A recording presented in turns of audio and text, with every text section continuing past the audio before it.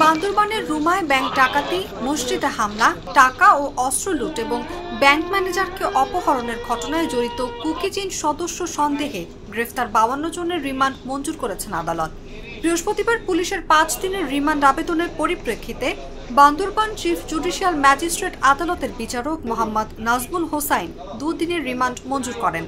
রুমা থানার জিআর মামলা নম্বর 4/2024 এবং জিআর মামলা নম্বর 7/2024 দুইটা মামলায় আসামিদের রিমান্ডের আবেদন করেছিল।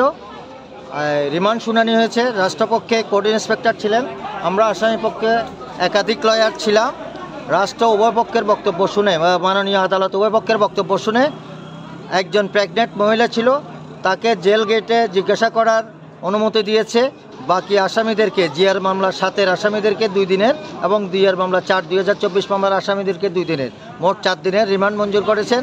রিমান্ড শেষে ওনাদেরকে আদালতে আনলে আমরা পরবর্তী পদক্ষেপ নেব। বিষয়টি নিশ্চিত করে আদালতের জিআরও বিশ্বজিৎ সিংহ জানান, 2টি মামলায় গ্রেফতার 57 জন আসামিকে কারাগার থেকে আদালতে হাজির করা হয়।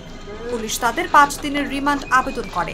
এদের মধ্যে 52 জনের 2 দিনের রিমান্ড মঞ্জুর ও 1 জনকে জেল গেটে জিজ্ঞাসাবাদের অনুমতি দিয়েছেন আদালত।